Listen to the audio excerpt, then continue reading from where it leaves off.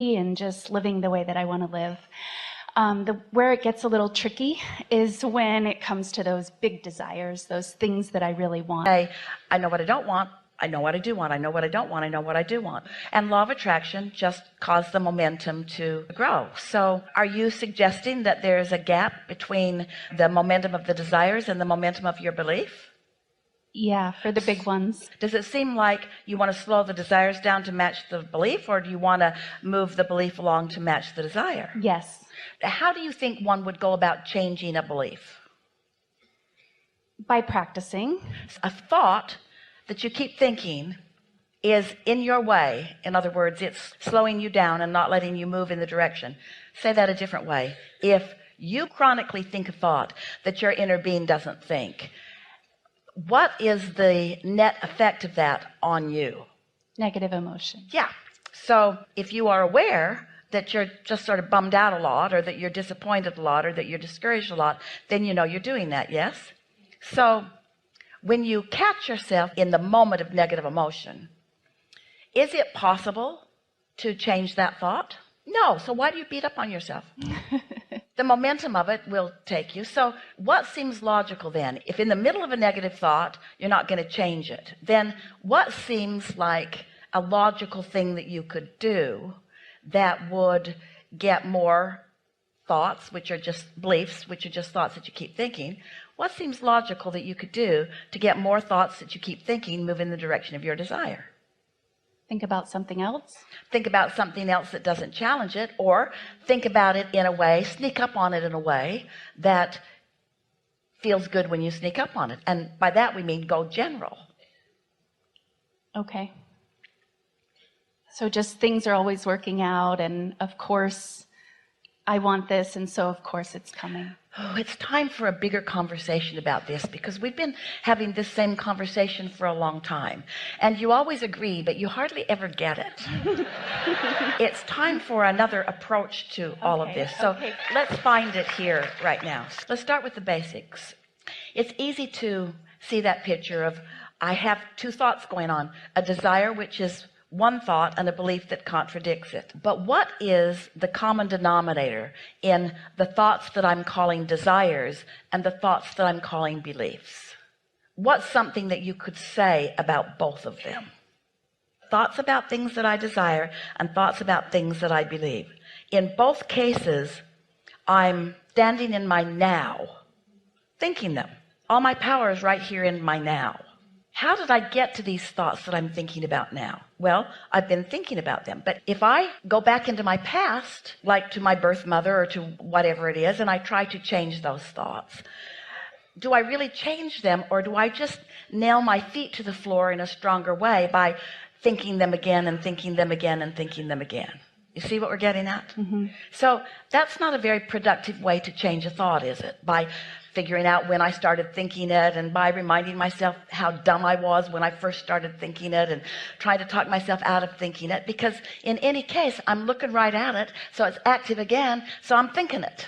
I'm not slowing the momentum of that belief that's in my way. In fact, I'm encouraging the momentum of that belief that's in my way. So it's pretty obvious that that's not a really good approach, isn't it? So what could be a better approach? Now let's start with something that we were just talking about just a moment ago.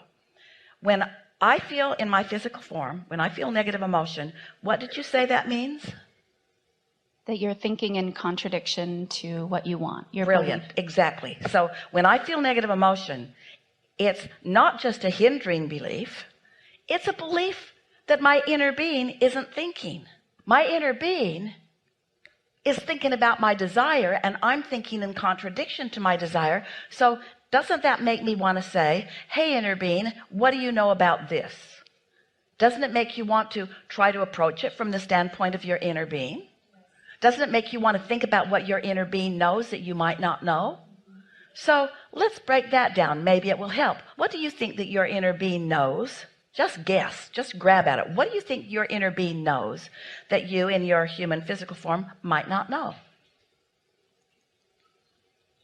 The entire contents of your vortex. Your inner being knows the positive momentum direction of everything that's in there. Your inner being knows who each and every cooperative component is, and what that means to the whole. Your inner being knows that you are worthy, that there's nothing logical that is holding you back. Your inner being knows that it's only your thoughts that are holding you back. But you know what? Your inner being never thinks about those thoughts that are holding you back. And that's why you feel negative emotion. Because if your inner being thought about those thoughts that are holding you back, you'd feel great. But your inner being doesn't think about the thoughts that are holding you back. Your inner being refuses to think about the thoughts that are holding you back. So think about what that means. Think about what sort of personal lifestyle habits your inner being might have, the non-physical you might have that you don't have. Your inner being never looks back, for one thing, always looking forward. Your inner being never tries to justify anything, always eagerly looking forward. Your inner being knows that evolution is natural to you. Your inner being loves you for all that you are.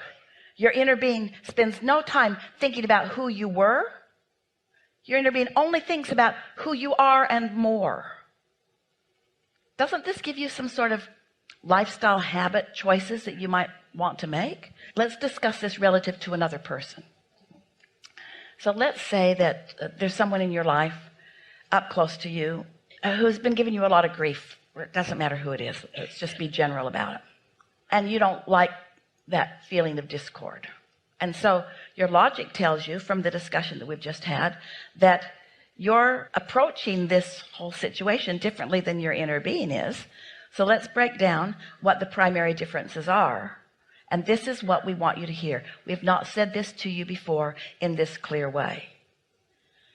You are likely looking at the person that this person is right now allowing themselves to be. Your inner being is looking forward to who they really are. It's not just that we want you to hook up with your inner being. We want you to experience the benefit of what hooking up with your inner being means. Have you ever heard yourself say about someone, well, they're doing the best they can, so I'm going to love them anyway because they're doing the best they can? That part of them isn't. That part of their being is looking at the becoming of them, not the disconnected part of them. And the same is true whether you're looking at another person or whether you're looking at yourself. Is this too much? Are you following it? You can't be less than you are. Life caused you to be more. You got to be it if you want to feel good. Now, we're not demanding that you be it. You get to feel bad if you want to. Your life can suck if you want it to. You can feel jealous and angry and vulnerable if you choose to. But now that you know what you know, it doesn't seem that wise to choose that, does it? When you don't have to. And you know what is so confounding about it? All this time, you and other humans have thought, well, if I just give that person a chance, that person will become the conditional situation that I need them to be. They've got to do all the work. They've got to do the work. They must change so that I can feel better. And we say, that's a risk we wouldn't take. We wouldn't put all of our hopes and dreams and living happily ever after and how we feel in this moment on somebody else doing it for me.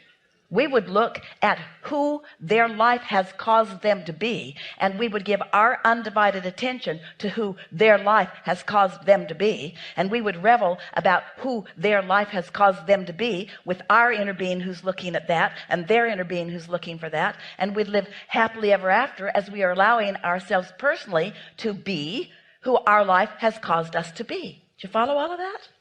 If you did, you're really, really getting it. You're really, really getting it. Nothing else works. Nothing else works. When we say you create your own reality, we mean just what we just said to you. And when we say you are not conditional lovers, we mean what we just said to you. You are pure, positive energy who must move forward. And you know what that means? That means you must expect and allow everyone else to move forward too. And when you choose anyone, no matter how public or private they seem, and you use them as your object of attention or your excuse to pinch yourself off, well, they're not losing by your negative approach to them, but you in this moment certainly aren't winning. Yes? That was a lot, wasn't it? So now let's chew on where you are. You sat down to talk about what?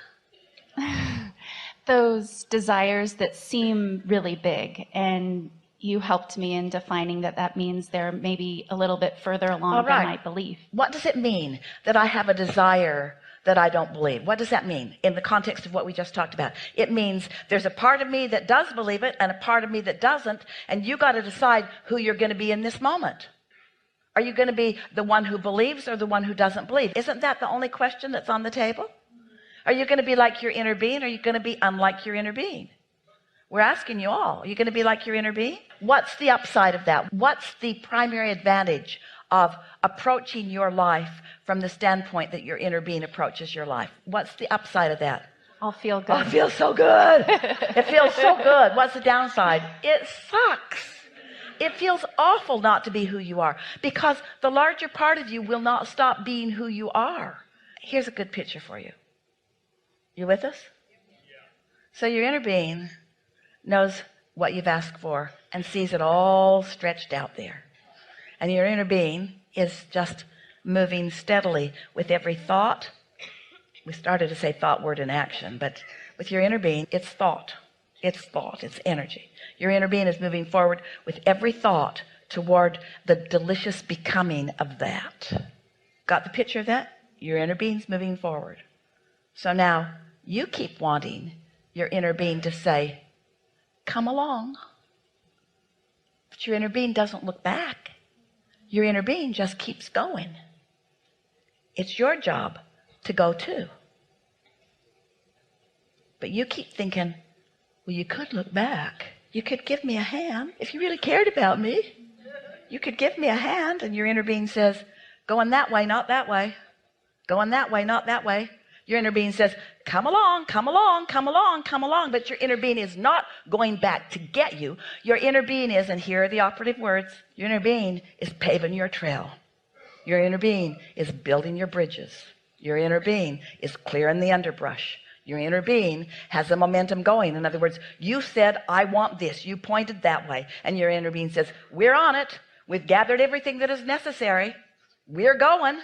And you're saying, wait for me. And your inner being says, we're going. And you say, but wait, I can't keep up. And your inner being says, we're going, and we'll always be going.